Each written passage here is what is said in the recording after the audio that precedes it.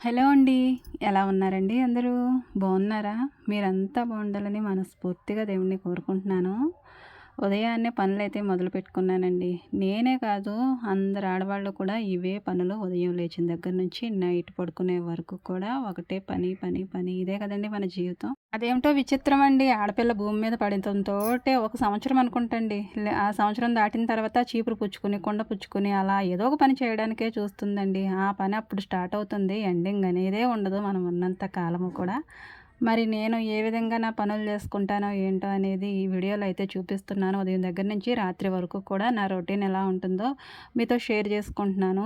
ఉదయాన్నే అయితే పిల్లలకి లంచ్ బాక్స్‌లోకి అయితే పచ్చిశనగపప్పు ఉందండి ఇంట్లోను. కూరగాయలన్నీ కూడా అయిపోయాయి. ఇక అందుకనే పప్పు, అందులో 2 టమోటాలు, పెద్ద సైజు ఉల్లిపాయ, 4 అయితే పచ్చిమిరపకాయలు కట్ చేసుకొని అయితే విజిల్స్ రానిచ్చుకుంటాను కుక్కర్‌లో పెట్టేసి 3 విజిల్స్. అందులో అయితే కొంచెం ఆయిలు, ఇంకొంచెం పసుపు కూడా వేసుకుంటే త్వరగా ఉడుకుతుందని అయితే ఇలా వేశానండి. ఇలా వేసి విజిల్స్ అబ్జర్వ్ చేసుకుంటూ ఉంటాను. ఒక పక్కన అయితే పొయ్యి మీద అన్నం కూడా పెట్టుకున్నాను.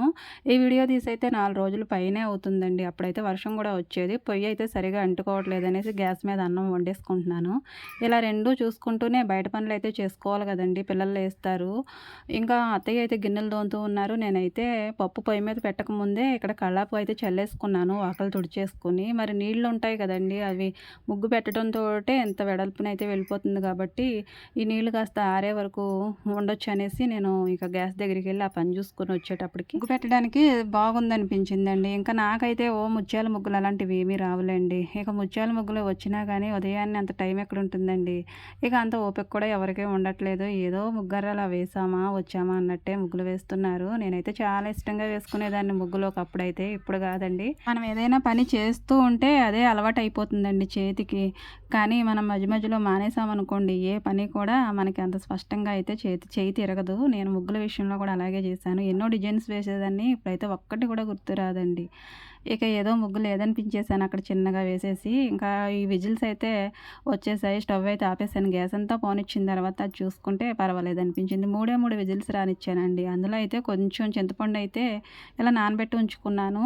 ఈ పులుపు సరిపడగా అయితే అందులో నేను ఈ చింతపండు రసం అయితే వేసుకుంటానండి. మన క్వాంటిటీ ఎంతలో కావాలో అంతలో చింతపండు రసం అయితే వేసేసుకున్నాను. ఆ తర్వాత ఉప్పు, కారం, పసుపు కూడా వేసుకోవాలి. ఆల్రెడీ పసుపు ముందే వేసాను కాబట్టి ఇక వేయలేదు. ఇలా వేసేసుకుని కాసేపు అయితే మరగనించుకోవాలండి పప్పు దగ్గర పడేంత వరకు కూడా. ఇంకా అన్నం కూడా వంచేసానండి. దాన్నేమో వార్పు తీసేసి అలా పెట్టుకున్నాను. అన్నం చల్లారుద్ది కదా! ఈలోపైతే పప్పు దగ్గర పడిపోయింది. నేనేమో తాలింపు పెట్టుకోవడానికైతే ఇవన్నీ కూడా రెడీ చేసుకున్నాను. వెల్లుల్లిపాయలు, జీలకర్ర, ఆవాలు, ఎండుమిర్చి ఇవే కదండీ పోపు సరుకులు. ఇంకా కాస్త నెయ్యి కూడా వేసుకుంటే ఇంకా టేస్ట్ బాగుంటుందండి. ఈ పప్పు మనం ఏదైనా కూరల్లో అయితే వేసుకుంటాం కానీ ఇలా డైరెక్ట్ పప్పులో అయితే వండుకోరు ఎవరు కూడా. కానీ మా అత్తయ్య గారు అయితే ఇలా తాలింపు పెడతారండి. చాలా టేస్టీగా ఉంటుంది. ఇక నేను కూడా మరి అదే పద్ధతి ఫాలో అయిపోతున్నాను. ఏ కూర ఎలా ఉంటుందో స్కూల్లో పిల్లలైతే చెప్పేస్తారండి. ఎందుకంటే వాళ్ళు వండుకొచ్చిన కూరలన్నీ కూడా ఒకళ్ళదొకళ్ళు షేర్ చేసుకుంటూ ఉంటారు కదా! ఈ కూర అయితే పిల్లలకి విచిత్రంగా అనిపించిందంటండి తోటి పిల్లలు. విచిత్రంగా చూసైతే కొంచెం కొంచెం అనుకుంటూ టేస్ట్ చూసారంట. బాగుందన్నారంటండి. మా అబ్బాయి వచ్చి అయితే చెప్తున్నాడు. ఇంకా మా అమ్మాయి వాళ్ళ సంగతి అయితే చెప్పనవసరం లేదండి. ఆడపిల్లలు ఇంకా వసపెట్టలే కదా! ఇంకా మా బాబు అయితే ఎర్లీగా వెళ్ళిపోవాలి పాపలిద్దరికన్నా. అందుకని తనకి బాక్స్ అయితే ముందు పెట్టేశాను. తర్వాత వాళ్ళిద్దరికీ పెట్టొచ్చు అనేసి తనకి ప్రేయర్ కూడా చేసి పంపించేశాను. అత్తయ్య, వదిన, మామయ్య ఇక మంచి చెడ్డ ఏదోటి మాట్లాడుకుంటూ ఉంటారండి ఇలా. ఇక పిల్లలైతే బాతింగను ఇక జళ్ళని వెయ్యాలి వాళ్ళకి. ఇంకా ఈ లోపైతే ముందు బాక్సులు పెట్టేసుకుని పక్కన పెట్టుకుంటే వాళ్ళ సంగతి చూడొచ్చండి. ఒకవేళ బస్ టైం అయినా కానీ కంగారు అనిపించదు. అందుకనే ముందు నేను బాక్సులు పెట్టేసుకున్న తర్వాతే వాళ్ళకి జళ్ళైతే వేస్తాను. ఇంకా టిఫిన్ అలాంటిది కూడా పెడతానండి. ఈరోజు టిఫిన్ అయితే నేను బయట నుంచే తెప్పించేసానండి. ఇంకా మామయ్యకి, పిల్లలకి కూడా. ఇంకా మేమైతే ఏదో ఒకటి వేసుకుని అన్నం తినేస్తాము. ఇంక ఈరోజు నేను చెయ్యిందల్లా ఆ టిఫిన్ ఒకటేనండి. ఇక మిగతా పనులన్నీ కామను. మరి ఎందుకంటే ఒక్కొక్కసారి టిఫిన్ లేనంత మాత్రాన ఏమీ అయిపోదు కదండి. ఒక్కొక్కసారి అన్నం కూడా తినేయడం అలవాటేనండి మాకైతే. ఇంకా పిల్లలకైతే బాక్స్‌లోకి కూరతో పాటు ఒక అరలో అయితే పెరుగు కూడా వేస్తానండి. పెరుగన్నం లేకుండా బాక్స్‌లు అనేవి పెట్టనివ్వరు స్కూల్లోనూ. వీళ్ళకి కూడా పెరుగు అలవాటు చేయాలి కదండీ! పెరుగుతో తింటుంటేనే వాళ్ళు జీర్ణ వ్యవస్థ అనేది బాగుంటుంది. అందుకని వీళ్ళకి పెరుగు వేస్తాను. ఇవైతే పాత బాస్కెట్లేనండి. అప్పటికి బాస్కెట్లు నేను తీసుకోలేదు. అందుకనే మరి పాత వీడియో కాబట్టి బాస్కెట్లు అవే ఉంటాయి. ఇంక బాక్సులు పెట్టేయడం అయిన తర్వాత వీళ్ళకి జెల్లు కూడా వేసేసాను. పక్కింటి మామగారి ఇంట్లో అయితే మళ్ళీ పూలు పూస్తూ ఉంటాయండి. ఆవిడైతే తీసుకొచ్చి వీళ్ళకి ఇస్తూ ఉంటుంది. నేనైతే చామంతి పూలు విడిగా, రోజా పూలు అయితే కొనుక్కొచ్చాను. అదేనండి గులాబీ పూలు విడిగా అమ్ముతారు కదా! అవైతే తీసుకొచ్చి రోజుకి 2 చొప్పున అయితే ఒక జడలో అయితే పెడుతూ అయితే నాకు చాలా చాలా ఇష్టం. పిల్లలకి పువ్వుల మీద కూడా ఇంట్రెస్ట్ మనమే కల్పించాలి. ఈ రోజుల్లో పిల్లలు పువ్వులు ఎవ్వరు కూడా పెట్టుకోవట్లేదు. ఇక మనం మన పద్ధతిలో మన పిల్లల్ని పెంచాలి కాబట్టి మనకి ఏది ఇష్టమో వాళ్ళకి కూడా అదే ఇష్టమయ్యేలాగైతే చూడాలి. వాళ్ళకి ఇష్టం లేనిదంటూ ఏముంటుందండి. మనకి ఇష్టమైంది ఏదో వాళ్ళకి కూడా ఇష్టమవుతుంది కదా! ఇంకా వాళ్ళైతే స్కూల్‌కెళ్ళిపోయారు. వాళ్ళెళ్ళిన తర్వాత దీని సంగతి చూడాలండి. ఇది ఒక్కటే పైకి కిందకి గంతులు వేసుకుంటూ అరుస్తూనే ఉంటుంది. దీన్ని బయటకి ఎప్పుడు తీసేస్తానా? ఎప్పుడు పరుగు పరుగున బయటికెళ్ళిపోదామా అనేది ఇది అరుస్తూనే ఉంటుంది. వాళ్ళు ఎళ్ళడంతోటి దీనికి ఎలా అర్థమవుతుందో తెలియదండి. దీన్ని కూడా బయట కట్టేయమని ఒకటే గొడవ. ఇక దీని డోర్ తీయగానే ఇక అది బయటకైతే ఒక్క ఉరుకున ఉరిలిపోతుంది. మేత ఎక్కడుందో దీనికి సూటిగా అలా కనపడిపోతుందనుకుంటండి. ఇక దీన్నైతే అక్కడ కట్టిన తర్వాత ఒక రొబ్బ అయితే అక్కడ కట్టాను రొట్ట. ఇంక ఇదేం చేస్తుందో పడుకుందా లేదా మెలికలేసేసుకుని అయితే పీక బిగిసిపోయి ఇలా చేసుకుంటూ ఉంటాయండి. వాటికి ఏం తెలుసండి. వాటిని అబ్జర్వ్ చేసుకుంటూ పనులు చేసుకోవాలి. వాటిని చూసుకోవడం కూడా ఒక భాగమే అనమాట మాకు డేలో. ఇంకా గిన్నెలైతే మొత్తం కూడా ఇక్కడ తీసేసి స్టాండ్‌లో నుంచి ఇక్కడ పెట్టుకున్నానండి. ఒకదాని మీద ఒకటైతే. వాటిని సులువుగా తీసుకొచ్చి ఒక్కో చేత్తోటైతే ఇక్కడ పెట్టుకొని వాటినైతే సర్దుకుంటున్నాను. ఇంక నా సంసారం మొత్తం ఈ స్టాండ్‌లోనే ఉంటుందండి. అంటే గిన్నెలతోనే కదండీ మనకు ఎక్కువ పనులు. గెరిట్లు, గిన్నెలు, కూర గిన్నెలు, గ్లాసులు ఇవి పెద్దగా వీటి అవసరమే ఉంటుంది. ఉదయాన్నే అత్తయ్య తోమిన గిన్నెలైతే నేను స్టాండ్‌లో నుంచి తీసుకొచ్చి ప్రతిరోజు ఇదే డ్యూటీ అండి. మరేం చేస్తామండి మా పనులే ఇవే అయినప్పుడు నా వీడియోస్‌లో కూడా ఇవే ఉంటాయి కదా! ఈ స్టాండ్ ఖాళీ చేసుకొని ఇప్పుడు నేను తోమబోయే గిన్నెలైతే ఇందులో పెడతాననమాట. నేను మామూలుగా అయితే వీడియోస్ తీయకముందు జడ అయితే పనులన్నీ అయిన తర్వాత వేసుకునేదాన్నండి. ఇంకా పిల్లల్ని పంపించేంత వరకు జడ వేసుకోవడానికి ఎక్కడ ఉంటుందండి. తీరికే ఉండదు కదా! ఇక వాళ్ళని పంపించిన తర్వాత జడ వేసుకుంటాను. పనంతా అయిన తర్వాత జడ వేసుకుంటే ప్రాణం హాయిగా ఉన్నట్టు అనిపిస్తుందండి. కానీ నాకు పనంతా అవ్వలేదు. సగం పనే అయ్యింది. పిల్లలు వెళ్ళిన తర్వాత మిగిలిన పనంతా కూడా చేసుకోవాలి. పిల్లలకు మరి పచ్చిశనగపప్పు వండాను కదండీ. కిరాణా షాప్ దగ్గర నుంచి అయితే గుడ్లు తీసుకురమ్మని చెప్పానండి అత్తయ్యని. ఇంకా మేము పుచ్చుకునే డైలీ ఒక ఆయన వస్తారు. ఆయన దగ్గర అయితే అయిపోయినప్పుడల్లా ఒక అట్ట తీసుకుంటాను. ఆయన అయితే ఈ మధ్యన రావట్లేదండి. ఇంక మరి బయట కొనక తప్పదు కదా! గుడ్డు ₹7 అంటండి. మామయ్య గారికి అయితే పాలైతే కాచానండి. అవి చల్లారిన తర్వాత దాంట్లో కొంచెం పంచదార కలిపి అయితే ఆయనకి ఇచ్చేసాను. ఇంకా రాత్రి వేసిన తోడంటండి. ఎలా ఉందని చూశాను. కొన్న పాలండి. ఏదో విధంగా అయితే నాకు తేడాగానే అనిపిస్తుంది. నీళ్లుగా ఉన్నట్టు అనిపిస్తున్నాయి. ఇంక నేను దాన్ని తోడంటి వేసే ముందు బాగా తోడుకోవాలనేసి ఒక ఎండుమిరపకాయ ముక్క అయితే వేస్తూ ఉంటానండి. త్వరగా తోడుకుంటుంది. నా నమ్మకం అండి. ఒక్కొక్కళ్ళ నమ్మకం అలాగా ఉంటుంది కదా! ఇంకా నేను అది వేయకుండా తోడంటి వేయననమాట. శీతాకాలం రోజుల్లో అయితే చలికైతే పెరుగు అస్సలు తోడుకోదండి. అలాంటి టైంలో అయితే ఇది బాగా వర్కౌట్ అవుతుందండి. కానీ నాకు అది అలవాటయిపోయి ఎప్పుడు కూడా తోడంటి వేసిన తర్వాత ఎండుమిరపకాయ ముక్క అలా వేసేస్తాను. ఇంకా గిన్నెలన్నీ తీసుకొచ్చి ఇక్కడ ఆల్రెడీ పెట్టేసుకున్నానండి. గుడ్లేమో ఒక పక్కన గ్యాస్ మీద ఉడుకుతూ ఉన్నాయి కదా! సిమ్‌లో పెట్టుకున్నాను. ఈ గిన్నెలు తోమే లోపల అయితే అవి ఉడుకుతూ ఉంటాయి. మధ్యలో వెళ్లి స్టవ్ ఆఫ్ చేసేసుకుంటానండి. మరి ఇవన్నీ అయ్యే వరకు ఆ గుడ్లు అక్కడ ఉండవు కదా!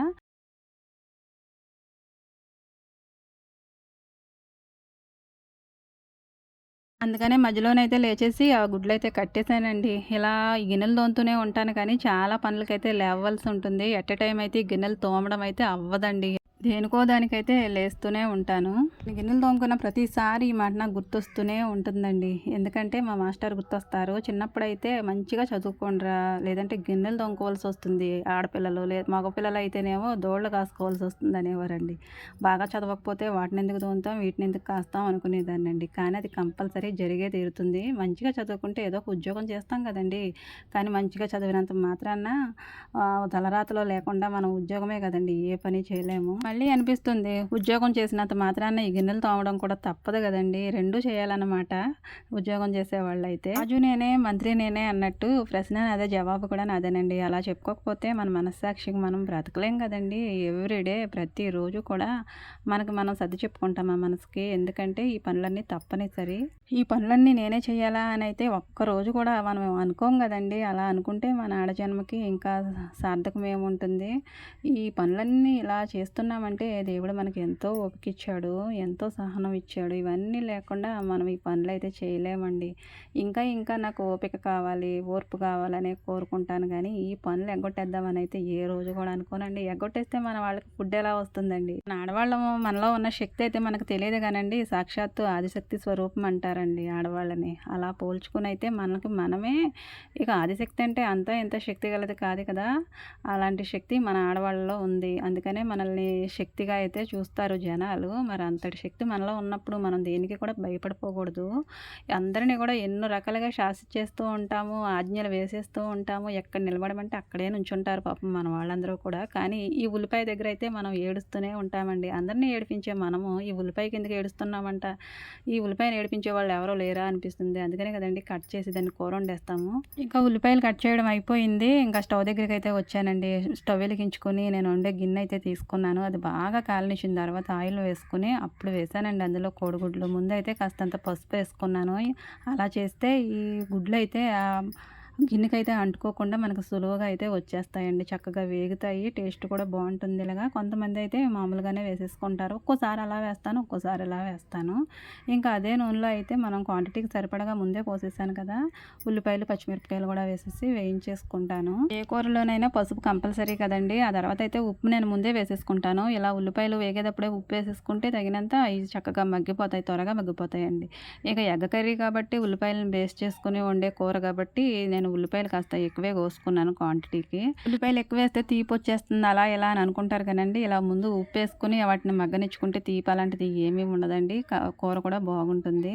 ఉల్లిపాయలు బాగా మగ్గిపోయిన తర్వాత టమాటాలు ఇంకా బంగాళదుంప కూడా వేస్తున్నాను కదండి, అవి ముక్కలు కూడా వేసేసుకుని కాసేపు అయితే మగ్గనిచ్చుకుంటాను. ఇలా లో ఫ్లేమ్లో పెట్టుకుని ఇలా వేగనిచ్చుకుంటే ఇవి బాగా మగ్గితే నూనెలో ఇంకా టేస్ట్ అండి.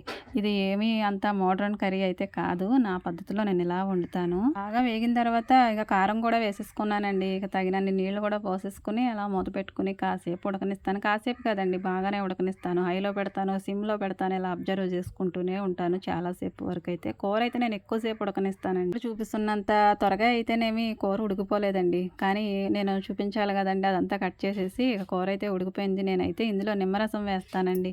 ఒక కాయ తీసుకుంటాను, అందులో కొంచెం పెద్దగా ఉన్న ఒక నిమ్మచెక్క అయితే తీసుకుని అందులోనైతే ఆ నిమ్మరసం పోసేస్తాను గింజలు తీసేసుకున్న తర్వాత. ఇలా ఒక 5 నిమిషాలు అయితే ఉండనిస్తానండి లో ఫ్లేమ్లో పెట్టుకొని. ఆ తర్వాత అయితే కూర రెడీ అయిపోయినట్టే. మామయ్య గారికి అయితే కోడిగుడ్డు పుల్ట వేసానండి పక్కన, అదైతే స్కిప్ అయిపోయింది. ఇలా 2 కూరలు ఉండేనండి. బంగాళదుంప కూర మామయ్య గారు తినకూడదు కదా, అందుకని ఒక గుడ్డు అయితే ఆయనకి పుల్ట వేసాను.